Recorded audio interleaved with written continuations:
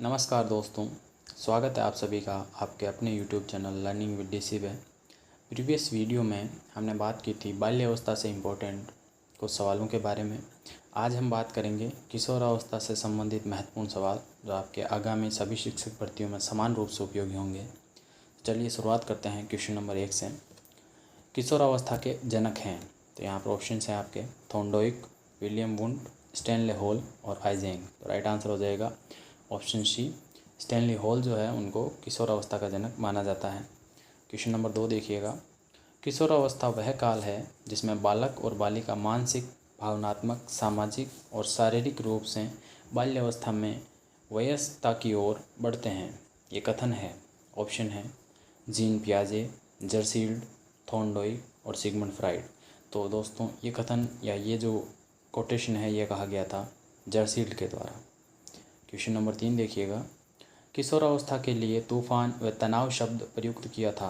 Options हैं Stanley Hall, Sigmund Freud, Clark Hull और Cattell. तो राइट आंसर हो जाएगा जिसे किशोरावस्था का जनक माना जाता है, जिसने किशोरावस्था की खोज की थी, उसी ने तूफान और तनाव शब्द जो है किशोरावस्था के लिए दिया था। तो ऑप्शन हो जाएगा राइट यहाँ पर स्टैनले हॉल। क्वेश्चन नंबर 4 देखिएगा। किशोरावस्था में कौन सी विशिष्टता नहीं पाई जाती है? ऑप्शन है काल्पनिक दर्शन, अपराजेयता, व्यक्तिगत काल्पनिक कहानियाँ और आज्ञा पालन। तो यहाँ पर ऑप्शन हो जाएगा डी राइट बिल्कुल।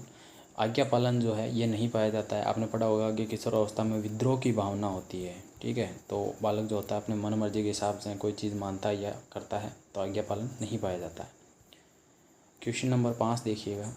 एक किशोर जिसने औपचारिक संक्रियात्मक विचार विकसित कर लिया है वह है, आपको बताना है वह किशोर क्या है। ऑप्शन है भविष्य के बारे में व्यवस्थित रूप से सोच सकता है, विभिन्न दी गई परिस्थितियों के लिए विभिन्न संभावनाएं उत्पन्न करता है, उन दुनियाओं की कल्पना करता है जो वास्तव में है ही नहीं, और आगमनात्मक तर्क कर सकता है।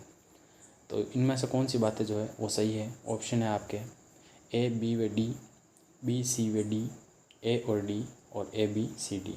तो यहाँ पर राइट आंसर हो जाएगा ऑप्शन 4, यानी कि एक ऐसा बालक जो औपचारिक संक्रियात्मक विचार विकसित कर सकता है, वो सारी की सारी चीज़ें करने में सक्षम हो जाता है। वो भविष्य के बारे में सोच सकता है, विभिन्न जो संभावनाएं हैं वो उत्पन्न कर सकता है, वास्तविकता के अलावा अन्य कल्पनाओं में जी सकता है और आगमनात्मक तर्क भी कर सकता है। बढ़ते हैं क्वेश्चन नंबर 6 की तरफ। अस्मिता के विकास के लिए महत्वपूर्ण काल है। ऑप्शन है आपके प्रौढ़ावस्था, वृद्धावस्था, किशोरावस्था और बाल्यावस्था। राइट आंसर हो जाएगा ऑप्शन सी। ये प्रीवियस ईयर एग्जाम्स में भी पूछा गया है। अस्मिता के काल रीट 2018 का सवाल है ये। किशोरावस्था इसका राइट आंसर हो जाएगा। क्वेश्चन नंबर 7 देखिएगा। किशोरों को किन मुद्दों पर जागरूक करना चाहिए? ऑप्शन है नैतिक शिक्षा, हिंसा निवारण, विद्यालय अनुशासन और उपरोक्त सभी। तो यहाँ पर राइट आंसर हो जाएगा ऑप्शन डी। किशोरों को जो है नैतिक शिक्षा, हिंसा निवारण और विद्यालय अनुशासन सभी चीज़ों पर आपको जागरूक करना चाहिए। क्वेश्चन नंबर 8 देखिएगा। मनोविश्लेषणवाद संबंधित है। ऑप्शन है सिगमंड फ्राइड, अन्ना फ्राइड, जी.एस. हॉल और एरिक एरिक्सन। तो यहाँ पर राइट आंसर हो जाएगा ऑप्शन ए, सिगमंड फ्राइड से संबंधित है मनोविश्लेषणवाद। ध्यान दीजिए, अगर यही सवाल ऐसे पूछा जाता कि नव मनोविश्लेषणवाद संबंधित है, तब इसका राइट आंसर क्या हो जाता? तब राइट आंसर ऑप्शन बी होता। क्यों? क्योंकि सिगमंड फ्राइड की ही बेटी थी अन्ना फ्राइड, लेकिन इसने जो सिगमंड फ्राइड के विचार थे उनका समर्थन नहीं किया था, बल्कि उनको थोड़ा रिफाइन करके और नव मनोविश्लेषणवाद दिया था इसने, ठीक है। तो ये थोड़ा सा वर्डिंग्स पे ध्यान दीजिएगा आप। क्वेश्चन नंबर 9 देखिएगा। किशोर स्वयं के लिए एक समस्या होता है, ये कथन है।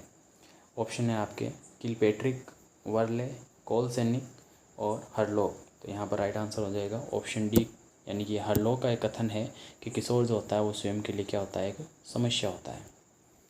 क्वेश्चन नंबर 10 देखिएगा। निम्न में से कौन सी संवेगात्मक विशेषता केवल किशोरावस्था में पाई जाती है? ऑप्शन है ईर्ष्या, वीर पूजा, उत्तेजना और जिज्ञासा की प्रबलता। तो यहाँ पर राइट आंसर हो जाएगा ऑप्शन बी, वीर पूजा। देखिए अब कुछ एक ये थोड़ा डाउटफुल सवाल भी हो सकता है। कैसे? क्योंकि देखिए संवेगात्मक कंडीशन की बात करें तो किशोरावस्था में उत्तेजना या यूँ कहें कि विद्रोह की भावना भी सर्वाधिक पाई जाती है, जिज्ञासा की प्रबलता भी होती है और वीर पूजा का भाव भी पाया जाता है।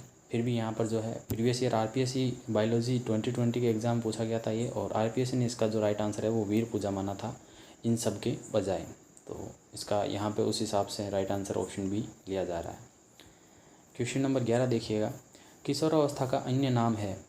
ऑप्शंस हैं बाल्यावस्था व प्रौढ़ावस्था का संधिकाल। एक्चुअली ये सवाल जो है इसको थोड़ा ठीक कर लीजिए कि सवाल ऐसा नहीं है, ये मिसप्रिंट हो गया है। ये सवाल ऐसा है कि किशोरावस्था का अन्य नाम नहीं है।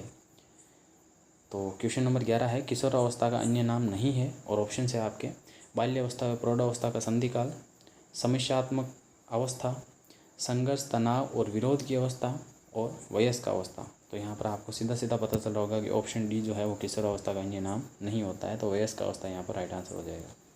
बढ़ते हैं क्वेश्चन नंबर 12 की तरफ। WHO के अनुसार किशोरावस्था डैश डैश डैश के मध्य अवस्था है, यानी कि WHO ने किशोरावस्था किस आयु के बीच को कहा है। ऑप्शन है आपके 10 से 19 वर्ष, 10 से 14 वर्ष, 12 से 18 वर्ष और 10 से 21 वर्ष। तो यहाँ पर राइट आंसर हो जाएगा ऑप्शन ए। WHO ने माना है कि 10 से 19 वर्ष की जो आयु होती है वही किशोरावस्था होती है। अगला सवाल इंपॉर्टेंट है, देखिएगा। WHO के अनुसार युवा काल है। ऑप्शन है आपके 10 से 24 वर्ष, 10 से 15 वर्ष, 21 से 40 वर्ष और 18 से 30 वर्ष। तो यहाँ पर राइट आंसर हो जाएगा ऑप्शन ए। 10 से 24 वर्ष का जो काल होता है वो WHO के अनुसार कौन सा काल कहलाता है? युवा काल कहलाता है। Question number 14 most important question है, देखिएगा। किशोर अभिवृद्धि आवेग का तात्पर्य है। ऑप्शन है आपके किशोर के लंबाई और वजन में तीव्र वृद्धि जो लैंगिक परिपक्वता से ठीक पूर्व होती है, किशोर के मस्तिष्क में न्यूरॉन संख्या में तीव्र वृद्धि, किशोर की संज्ञानात्मक योग्यताओं में तीव्र वृद्धि और उपरोक्त सभी। तो यहाँ पर अभिवृद्धि आवेग का सीधा सा मतलब है कि जब किशोर के सारे पहलुओं में एक साथ वृद्धि देखने को मिलती है, अचानक से तीव्र परिवर्तन देखने को मिलते हैं, वही चीज़ हो जाएगी। तो ऑप्शन डी राइट हो जाएगा। उपरोक्त सभी चीज़ें जो है अभिवृद्धि आवेग का तात्पर्य बताती है। क्वेश्चन नंबर 15 देखिए, हॉल का सिद्धांत व्याख्या करता है। हॉल मतलब स्टैनले हॉल की बात हो रही है, और स्टैनले हॉल को किशोरावस्था का जनक माना जाता है। तो देखिए कौन सा जो है ऑप्शन राइट होगा यहाँ पर।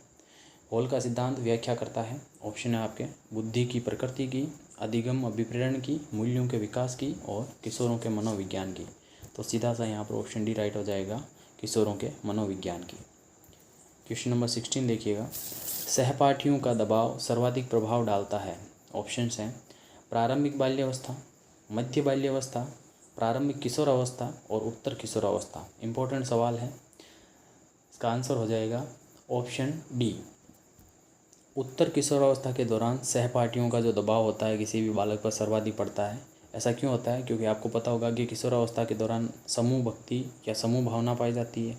तो जो समूह कहेगा उसी हिसाब से आपको काम करना पड़ेगा। ये सर्वाधिक देखने को कब मिलता है? उत्तर किशोरावस्था के दौरान देखने को मिलता है।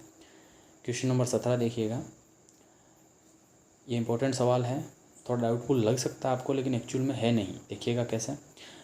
सबसे अधिक जटिल और गहन सामाजिकता का काल। आरपीएससी एग्ज़ाम 2022 बायोलॉजी लेक्चरर में पूछा गया है ये। ऑप्शन है आपके संपूर्ण जीवन काल, किशोरावस्था, पूर्व बाल्यावस्था और प्रौढ़ावस्था। तो आपको पता होगा कि सामाजिकता का जो काल होता है या युवाओं की सामाजिकता जो प्रारंभ होती है बालक में, वो तो हो जाती है बाल्यावस्था से। ठीक है, तो उस हिसाब से आप चाहें तो इसमें बाल्यावस्था कर सकते थे, लेकिन यहाँ पर एक वर्ड जो है वो इसका पूरा मीन चेंज कर देता है।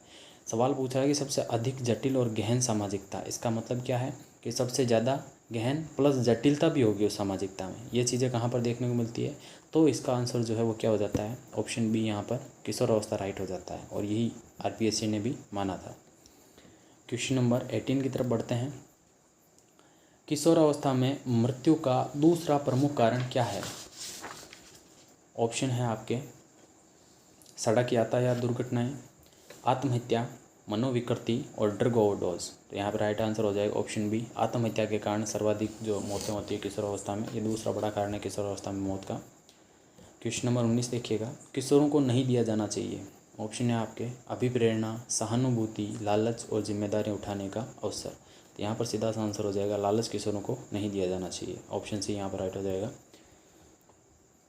क्वेश्चन नंबर 20 देखिए, एक दिग्भ्रमित किशोर का पथ प्रदर्शन किया जा सकता है, यानी कि अपने पथ से जो बालक भटक चुका है उसको वापस आप राइट पथ पर कैसे ला सकते हो। ऑप्शन है उसके अच्छे व्यवहार की प्रशंसा करके, फटकार लगाकर, उसके दोषों को उजागर करके और लालच देकर। तो यहाँ पर राइट आंसर हो जाएगा ऑप्शन ए। अगर किसी भटके हुए बालक के आप अच्छे व्यवहार की प्रशंसा करते हो तो वो उससे प्रेरित होकर और वापस सही रास्ता चुन सकता है। क्वेश्चन नंबर 21 देखिएगा। किशोरावस्था की मुख्य विशेषता है। ऑप्शन है आत्मगौरव, रचनात्मकता, सामाजिक प्रवृत्ति और आत्मचेतना। तो यहाँ पर राइट आंसर हो जाएगा ऑप्शन डी, आत्मचेतना। किशोर अपने बारे में जानना शुरू करता है, वही किशोरावस्था होती है। क्वेश्चन नंबर 22 देखिएगा। किशोरावस्था में सामाजिक विकास पर जिसका प्रभाव नहीं पड़ता है। ऑप्शन है रुचियाँ, आवश्यकताएं, असुरक्षा, अभिवृत्ति।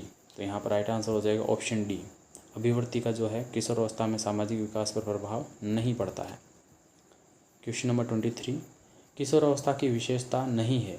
ऑप्शन है आपके शारीरिक विकास, मानसिक विकास, समूह भक्ति और तीव्र समायोजन। तो यहाँ पर राइट आंसर हो जाएगा ऑप्शन डी, किशोरावस्था के दौरान समायोजन का अभाव होता है, तो इसका मतलब तीव्र समायोजन नहीं पाया जाता है। Question number 24। किशोरावस्था का एक लक्षण नहीं है। ऑप्शन है शारीरिक परिवर्तन, व्यवहार में स्थिरता, अस्थिरता की समस्या और संवेगात्मक समस्या।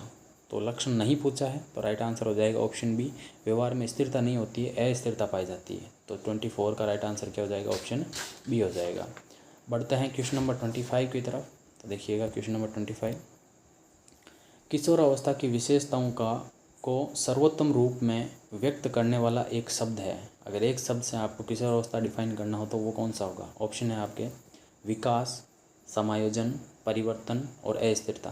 तो यहाँ पर राइट आंसर जो है वो हो जाएगा परिवर्तन। आरपीएससी लेक्चर में पूछा गया सवाल है ये। अब देखिए, हो सकता है आपको कन्फ्यूजन वाला सवाल लगे, लेकिन अगर आप ऑप्शन एलिमिनेट करते हो तो आपको आंसर एक्चुअल में मिल जाएगा। कैसे, देखिएगा। मान लीजिए कि ऑप्शन ए के बारे में सोचते हैं तो विकास होगा नहीं, क्योंकि विकास की और भी अवस्थाएं होती है, जैसे शेष अवस्था में भी होता है, गर्भावस्था में भी होता है, बाल्यावस्था में भी होता है। तो ये तो एलिमिनेट हो गया। फिर पीछे बचते हैं दो ऑप्शन। समायोजन, आपको पता है कि किशोरावस्था में समायोजन का तो बिल्कुल अभाव पाया जाता है, ये भी नहीं होगा। और अस्थिरता जो है, अस्थिरता का मतलब जो होता है कि बिल्कुल डगमगा जाना, जबकि यहाँ पर एक्चुअल जो वर्ड होगा वो होगा परिवर्तन, यानी कि कुछ अच्छे के लिए बदलाव होना। ठीक है, कुछ नई चीज़ें सीखता है, उनमें समायोजित होता है और विकास भी होता है, वो सारी चीज़ें मिलाकर परिवर्तन का एक रूप होती है। इसलिए इसका राइट आंसर क्या हो जाएगा, ऑप्शन सी, परिवर्तन। ठीक है। Question number 26। किशोरावस्था के संदर्भ में उचित है। आपको एक राइट आंसर चुनना है, इसमें से कुछ एक वर्डिंग्स दी गई है उसके हिसाब से। ऑप्शंस देखिएगा, जीवन दर्शन, समाज सेवा की भावना और सुसमायोजन। ऑप्शन बी है समूह का महत्व, दोहराने की प्रवृत्ति और विद्रोह की भावना। ऑप्शन सी है तार्किक चिंतन, अमूर्त चिंतन और निर्णय शक्ति। ऑप्शन डी है आदर्शवादी, स्वसमान और नकल द्वारा सीखना। तो यहाँ पर राइट आंसर हो जाएगा ऑप्शन सी जो है वो बिल्कुल राइट आंसर हो जाएगा इसका। कैसे, देखिएगा। किशोरों में तार्किक चिंतन पाया जाता है, बिल्कुल पाया जाता है। अमूर्त चिंतन पाया जाता है, बिल्कुल पाया जाता है। और निर्णय शक्ति भी पाई जाती है, बिल्कुल पाई जाती है। बाकी ऑप्शन में आपको कुछ ना कुछ जो है अलग विशेषता मिल जाएंगी। कैसे, जैसे ऑप्शन 1 में देखिएगा, ये जो दोहराने की प्रवृत्ति है ये शेष अवस्था की हो जाएगी। फिर उसके बाद ऑप्शन ए में देखिएगा, यहाँ पर जो है ये जो सुसमायोजन है ये नहीं होता है। सुसमायोजन ये कह सकते हो कि बाद की अवस्था में पाया जाता है, प्रौढ़ावस्था या बाद में जो है धीरे धीरे समायोजन करना सीखता है, तो ये भी नहीं होगी। उसके बाद यहाँ पर देखिएगा ऑप्शन डी में यहाँ पर है नकल द्वारा सीखना, ये भी शेष अवस्था की विशेषता होती है। तो यहाँ पर किशोरावस्था की जो विशेषताएं व्यक्त करता है वो ऑप्शन हो जाएगा सी, तार्किक चिंतन, अमूर्त चिंतन और निर्णय शक्ति।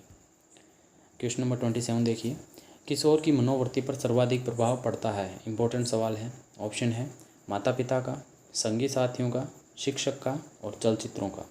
तो राइट आंसर हो जाएगा ऑप्शन बी, संगी साथियों का सर्वाधिक प्रभाव पड़ता है किशोर की मनोवृत्ति पर।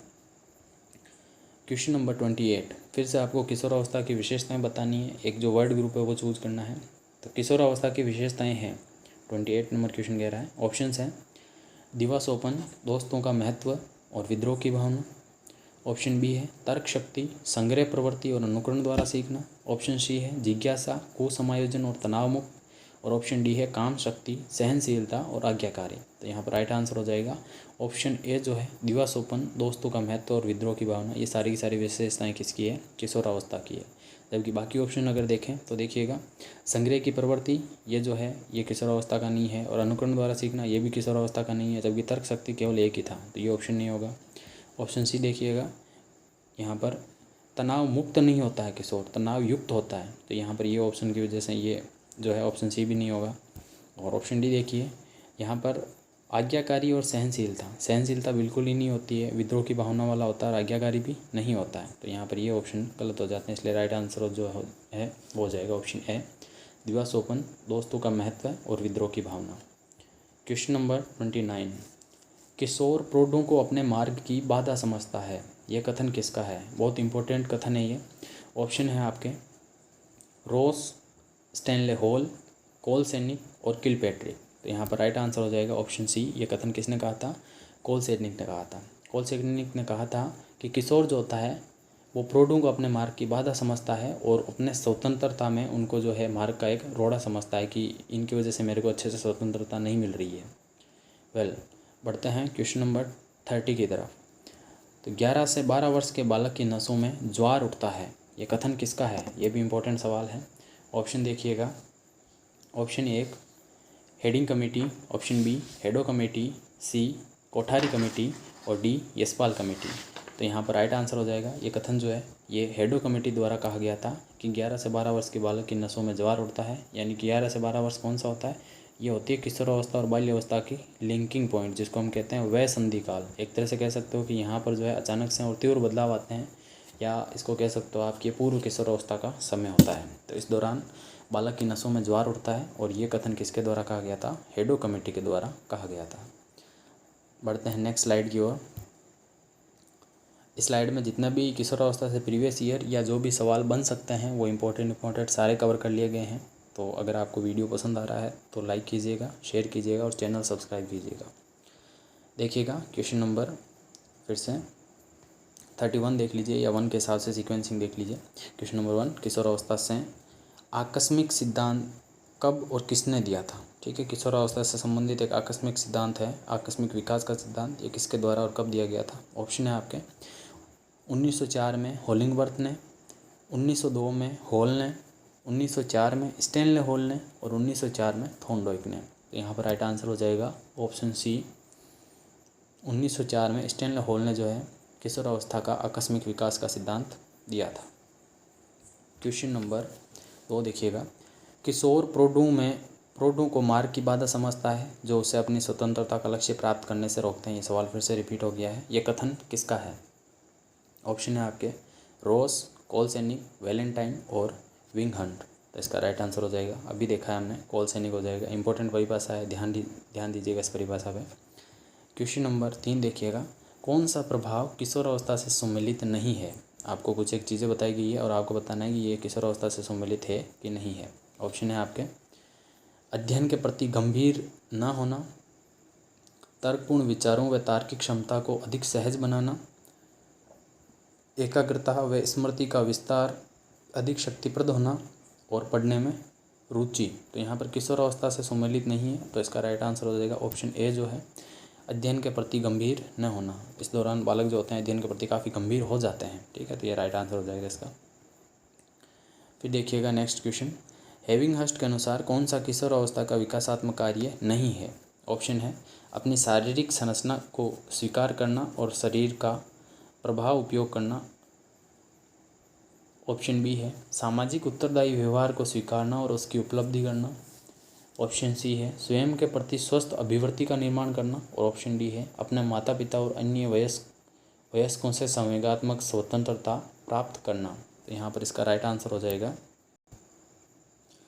तो इसका राइट आंसर हो जाएगा मित्रों ऑप्शन सी, स्वयं के प्रति स्वस्थ अभिवृत्ति का निर्माण करना जो है ये विकासात्मक कार्य में नहीं माना है हेविंगहर्स्ट ने। बढ़ते हैं नेक्स्ट क्वेश्चन की तरफ। अगला क्वेश्चन देखिएगा। अगला क्वेश्चन कह रहा है कि किशोरावस्था काल की 15 अथवा 16 वर्ष की आयु में मस्तिष्क का भार लगभग कितने ग्राम हो जाता है? ऑप्शन है आपके 800 से 1000 ग्राम, 1000 से 1100 ग्राम, 1200 से 1400 ग्राम और 1500 से 1700 ग्राम। तो ये अप्रोक्सीमेट हो जाता है 1200 से लेकर और 1400 ग्राम, तकरीबन 1350 ग्राम माना जाता है एग्जैक्ट। चलिए क्वेश्चन नंबर 6 की तरफ। अपनी पुस्तक एडोलसेंस में किसने कहा था कि किशोरावस्था एक नया जीवन है और व्यक्ति जब इसमें प्रवेश करता है तो अपने जीवन की शुरुआत करता है? ऑप्शन है आपके तो आपको पता होना चाहिए कि एडोलसेंस बुक जो है वो किसके द्वारा लिखी गई थी। बिल्कुल सिंपल सा, अगर आपको पता है तो ये कथन भी आपको पता हो जाएगा किसके द्वारा कहा गया था। ऑप्शंस हैं J.A. Stephen, C.E. Skinner, Stanley hall और हरलॉक। तो इसका राइट आंसर हो जाएगा ऑप्शन सी, हरलॉक। हरलॉक ने लिखी थी ये, जब उन्होंने जो किशोरावस्था के बारे में बताया था, सारी चीज़ें इसी बुक में बताई गई है और इसी बुक की वजह से जो है इन्हें किशोरावस्था का जनक भी माना जाता है। नेक्स्ट क्वेश्चन देखिएगा, किशोरावस्था के समय बालक का मानसिक विकास पहुंच जाता है कहाँ पर? ऑप्शन है आपके पतन की ओर, सर्वाधिक, अत्यंत समस्याग्रस्त और आसान जीवन। तो राइट आंसर हो जाएगा ऑप्शन बी, किशोरावस्था के दौरान जो बालक का मानसिक विकास है वो सर्वाधिक या अपने चरम पर पहुंच जाता है। क्वेश्चन नंबर 8 देखिएगा, किशोरावस्था का लक्षण नहीं है। ऑप्शन है आपके तीव्र शारीरिक विकास, विपरीत लिंग में अधिक रुचि, स्पष्ट व स्थायी आत्मसंप्रत्यय और अधिक संवेदनशील प्रकृति। यहाँ पर राइट आंसर हो जाएगा ऑप्शन सी, स्पष्ट और स्थायी आत्मसंप्रत्यय। आत्मप्रत्यय यहाँ पर विकसित नहीं होता है, ये असमंजस वाली कंडीशन में रहते हैं यहाँ पर। नेक्स्ट क्वेश्चन, निम्न में से कौन सी अवधि यौवन आरंभ या फिर एज ऑफ प्यूबर्टी कहलाती है? ऑप्शन है आपके 6 से 9 वर्ष, 10 से 12 वर्ष, 13 से 19 वर्ष और 17 से 19 वर्ष। तो इसका राइट आंसर हो जाएगा ऑप्शन बी जो है 13 से 19 वर्ष की जो अवधि होती है उसको एज ऑफ प्यूबर्टी कहा जाता है, या बेसिकली कहा जाए तो टीन एज जो होती है वही एज ऑफ प्यूबर्टी के आसपास की मानी जाती है। बढ़ते हैं नेक्स्ट स्लाइड की तरफ और देखिएगा क्वेश्चन नंबर 10, किशोरावस्था में चरित्र विकास प्रभावित होता है और इसके ऑप्शन हैं आपके समाज से, परिवार से, मित्र मंडली से और उपरोक्त सभी से। इसका राइट आंसर हो जाएगा ऑप्शन डी, किशोरावस्था में जो चरित्र का विकास है कि बालक जो है इन फ्यूचर कैसा होगा, उसका चरित्र कैसा होगा, ये सारी चीज़ें उसके आसपास के वातावरण या यूँ की समाज पर निर्भर करती है, उसके परिवार पर निर्भर करती है और उससे भी ज़्यादा उसकी मित्र मंडली पर भी निर्भर करती है। तो यहाँ पर ऑप्शन डी जो है वो राइट हो जाएगा, उपरोक्त सभी। तो दोस्तों ये थे किशोरावस्था से संबंधित कुछ महत्वपूर्ण सवाल जो या तो प्रीवियस ईयर में आ चुके हैं या आगामी जो भी एग्ज़ाम्स हैं आपके उनसे रिलेटेड बहुत ज़्यादा इंपॉर्टेंट है। एक प्रॉपर रिसर्च के बाद ही आपको ये सवाल दिखाए जाते हैं, ऐसा नहीं है कि कैसे ही उठा के कोई भी सवाल आप तक पहुंचा दिया जाता है। मोस्ट ऑफ द सवाल जो होते हैं वो प्रीवियस ईयर से ही लिए जाते हैं क्योंकि वो आने के चांसेस उनके ज़्यादा हो जाते हैं, या फिर यूँ कहूँ कि उनकी इम्पोर्टेंस हमेशा ज़्यादा रहती है। तो अगर आपको कंटेंट पसंद आ रहा है तो लाइक कीजिएगा, चैनल को सब्सक्राइब कीजिएगा और किसी नए व्यक्ति को यहाँ पर जुड़ने के लिए आप चाहें तो प्रोत्साहित कर सकते हैं। तो चैनल को शेयर करना भी बिल्कुल ना भूलें। मिलते हैं नेक्स्ट वीडियो में नए कंटेंट के साथ, तब तक के लिए थैंक यू, जय हिंद।